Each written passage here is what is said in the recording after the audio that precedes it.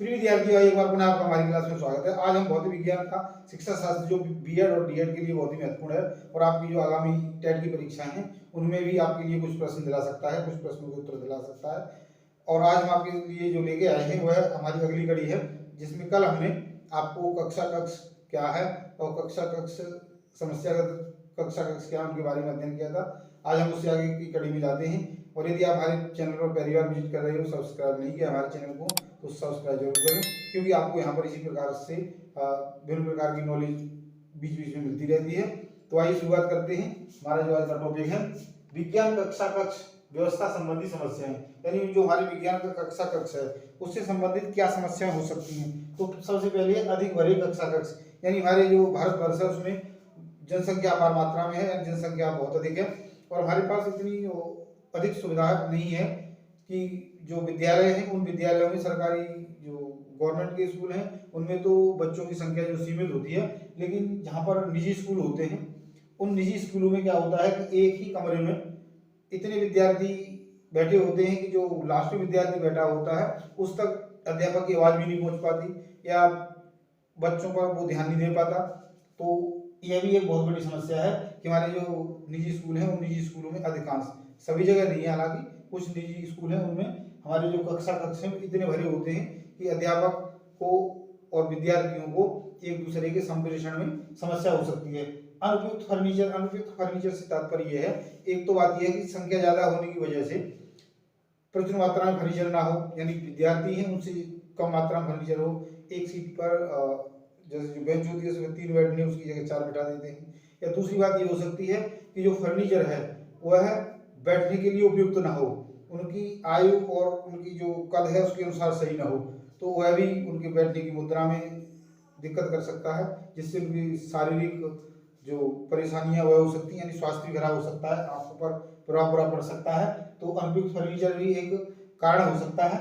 रोशनदानों की क्षीण दशा, रोशनदान यानी जो रोशनदान होते हैं, अर्थात जो रोशनदान क्या करते हैं, एक तो हमारे जो सफोकेशन होती है, हम साइंस पढ़ते हैं जानते हैं, हम एक साथ बैठते हैं तो उससे सफोकेशन हो जाती है, उसको बाहर करता है और साथ में वेंटिलेटर का काम करता है और साथ में हमें रोशनी प्रदान करता है, क्योंकि कमरा यदि रोशनदान सही नहीं हो, उसमें रोशनी का आदान प्रदान, हवा का आदान प्रदान सही तरीके से नहीं होगा तो वहाँ पर घुटन महसूस होगी और हमें दिखाई भी कम देगा।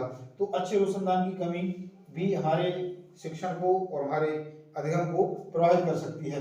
अनुचित स्थान के कारण शोर युक्त कक्षाएं, दो प्रकार की बातें हो सकती हैं। तो ये हो सकती है कक्षा पास पास में और एक बड़ी कक्षा है उसके पास में एक छोटी कक्षा ऐसी वैसी है जिसमें हमें बच्चों को बार बार अभ्यास कराने की जरूरत होती है, तो उन दोनों क्लासों का आपस में जो शोर है वह बाधित कर सकता है। या ऐसा भी हो सकता है कि हमारा जो स्कूल है ऐसी जगह पर हो जहाँ पर जैसे बस्ती है तो उसका शोर शराबा हो सकता है। वैसे अधिकांश स्कूलों बस्ती से बाहर इसलिए बनाए जाते हैं ताकि वहाँ पर शोर शराबा कम हो, तो इस प्रकार की समस्याएं भी हो सकती हैं। अगला है अनुपयुक्त साधन। अनुपयुक्त साधन का तात्पर्य है कि हम जो कक्षा कक्ष विज्ञान शिक्षण जब करा रहे हैं तो हमें कुछ प्रायोगिक साधनों की आवश्यकता होती है। बिना प्रयोग के हम विज्ञान को पढ़ा ही नहीं सकते। तो बहुत सारे उपकरण हम जब उनको दिखाते हैं, बहुत बड़ी कक्षा होने की वजह से सही बच्चे उसको ठीक से देख भी नहीं पाते या देख ही पाते हैं, उनको उस पर कोई प्रयोग नहीं कर पाते।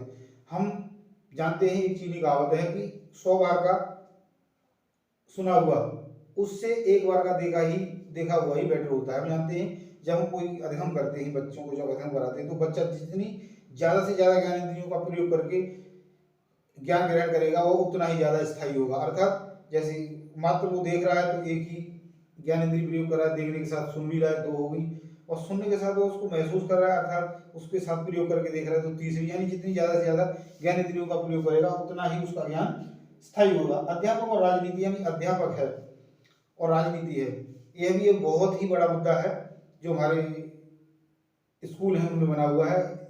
अध्यापक राजनीति का तात्पर्य हो गया कि कुछ अध्यापक हैं जो गवर्नमेंट के वह अपने अध्यापक शिक्षण को यानी अपनी जो पोस्ट है उसको एक ही स्थान पर रखने के लिए, यानी उसी स्कूल में अपना तबादला होने से बचने के लिए राजनीतिक जो गतिविधियां होती हैं उनमें भाग लेते रहते हैं और अपने शिक्षण को इतना ध्यान नहीं देते, या फिर आपस में भी कुछ राजनीतियां होती हैं। तो ये हमारे विज्ञान कक्षा कक्ष से संबंधित समस्या हो सकती हैं।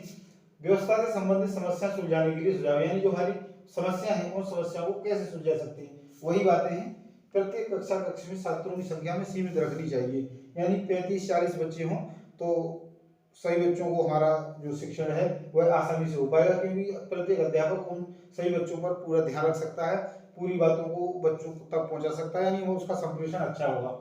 उपयुक्त फर्नीचर, हम यहाँ पर अनुपयुक्त फर्नीचर की बात करें तो हम ये हमारे जो प्रधानाध्यापक हैं या जो संस्था है उसकी जिम्मेवारी है कि उपयुक्त फर्नीचर की व्यवस्था कराए। जो फर्नीचर है, सुविधाएं हैं, वह जिम्मेवारी किसकी है? हमारे जो संस्था है या मुख्याध्यापक, लेकिन उसका उपयोग करना किसकी जिम्मेवारी है? जो टीचर है। तो हमारा जो मैनेजमेंट है, अध्यापक है और विद्यार्थी, तीनों मिलकर हमारे क्लासरूम को एक सुसज्जित क्लासरूम बना सकते हैं। तीनों का सहयोग जरूरी है। अच्छे रोशनदान का प्रबंध करें, इन रोशनदान अच्छा हो जहाँ से हवा का जो आदान प्रदान है सही हो सके, रोशनी भी पूरी मिले। विभिन्न कक्षाओं में बैठने की व्यवस्था, विभिन्न कक्षाओं में बैठने की व्यवस्था का तात्पर्य यही है कि हम ऐसी दो कक्षाओं को साथ में ना बिठाएं। जैसे एक बड़ी कक्षा है उसमें हमें सिर्फ व्याख्यान देना है और उसके दौरान बच्चों की आवाज़ नहीं होती, तो उसको ऐसे छोटी क्लास की जो कक्षाएं हैं, छोटे बच्चों की कक्षाएं, उनसे दूर रखना चाहिए, क्योंकि छोटे बच्चे जो होते हैं उनकी क्लासों में शोर शराबा ज़्यादा होता है। उचित उपकरण, हम जो उपकरण लेके आते हैं वो उचित हों, यानी उनको करके दिखा सकें, वैज्ञानिक प्रयोगों को करके दिखा सकें। तो इस प्रकार से हम हमारी जो विज्ञान कक्ष से संबंधित जो व्यवस्थाएं या समस्या संबंधी व्यवस्थाएं थी उनके बारे में जाना, उनके निवारण को भी जाना। कल हम इससे अगले टॉपिक के साथ आपके साथ फिर उपस्थित होंगे। तो आज के लिए इतना ही।